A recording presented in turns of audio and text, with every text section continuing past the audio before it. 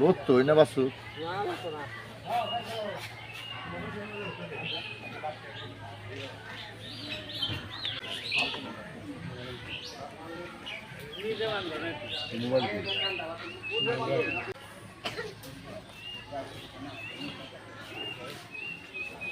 Tiger সাধারণত কমলা বা বাদামি রঙের হয়ে থাকে, বিচরণ করে থাকে বনে জঙ্গলে।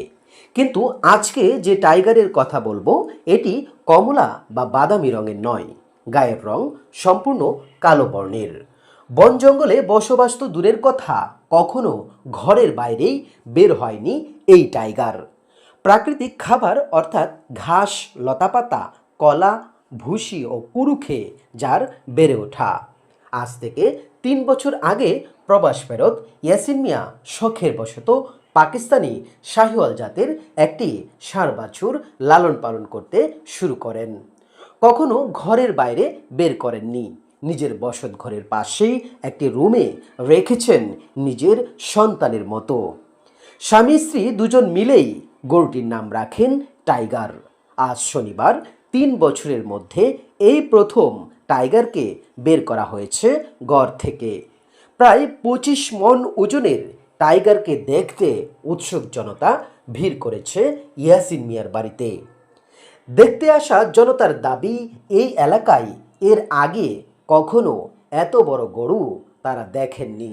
পবিত্র ঈদুল আজহা উপলক্ষে টাইগারকে বিক্রি করতে ক্রেতা খুঁজছেন কিশোরগঞ্জের কটিয়াদী উপজেলার করগাঁও ইউনিয়নের মধ্য ভাট্টা এলাকার বাসিন্দা মোহাম্মদ ইয়াসিন মিয়া। যদি কেউ ওই কটিয়াদির হয়ে আসে তাহলে কটিয়াদির নামে বলতে হবে যে আমি মালিককালি যাব।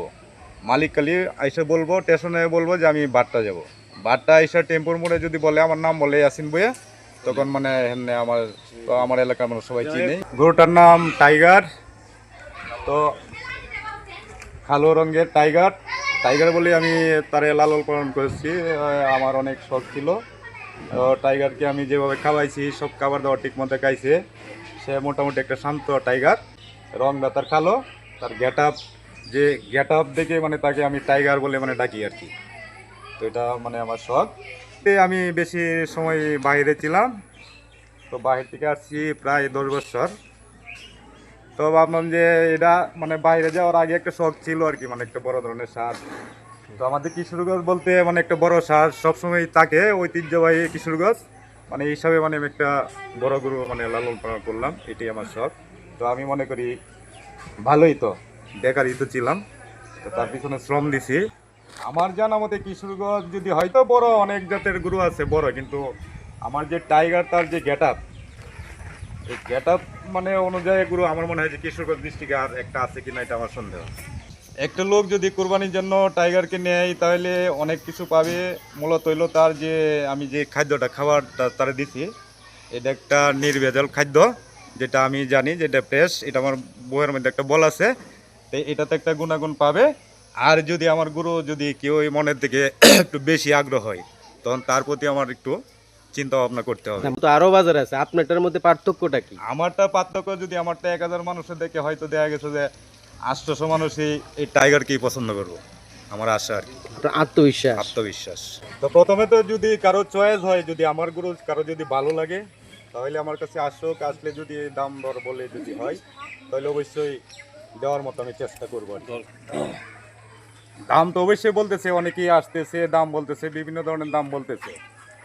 তো দাম বলতেছে, আমার যদি যখন আমার সময় হয়, যদি আমার একটা বোঝ হয়, তখন আমি ছেড়ে দেবো। যদি কুরবানির জন্য কোনো ভালো যদি কোনো কাস্টমার যদি চাপে, তা ওদের জন্য ছাড়ও আছে। তো যদি কথা বলে তাহলে কথা বলার মধ্যে একটা ফয়সলা হইতে পারে। আর এখানে আসতে হইলে আপনার আসতে হবে বাট্টা টেম্পুর মোড়, যেটা বলি আমরা যে আমাদের বাট্টার যে একটা স্থান, এটা টেম্পুর মোড়, এটা মধ্যবাট্টা বলে। তো মধ্যবাট্টা এসে যদি আমার নাম বলে মোহাম্মদ ইয়াসিন ভাইয়া, তাহলে অবশ্যই সবাই মানে রাস্তাটা দেখাই দিবে আর কি। মানে আমি সব কিছু কাঁচা ঘাস, মানে কোনো মেডিসিন ওষুধ এগুলো ব্যবহার করি নাই। তো বেশিরভাগ যেগুলো এই যে বললাম যে দানাদার যে কলাটা, এটা খাওয়াইছি, চিরা খাওয়াইছি, গমের ভুসি, কাঁচা ঘাস, এগুলোই হলো তার খাবার। আর তারে ঘরের ভিতরে রাখছি, ওইখান থেকে তারে বাইর করি নাই। আজকে প্রথম ফার্স্ট বাইরে আনা হয়েছে। প্রতিদিন 3 বেলা খাবার দেই, মানে অল্প অল্প খাবার যতটুকু খাইতে পারে।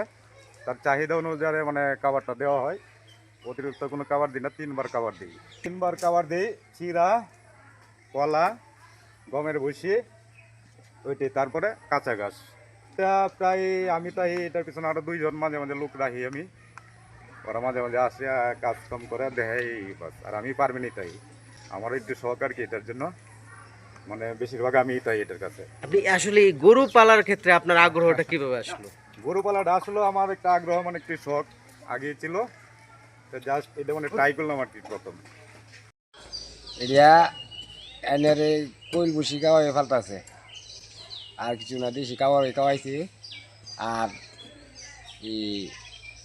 এনে গরলা কি ফালতাছে, এই গরলা কি ফালছে, এনের যে 3 বছর ধরে গরলা কি ফালতাছে, গড় তেল পাওয়া। কিন্তু বাচ্চাকালে দেখছিলাম, আজকে এই প্রথম বাইট করছে।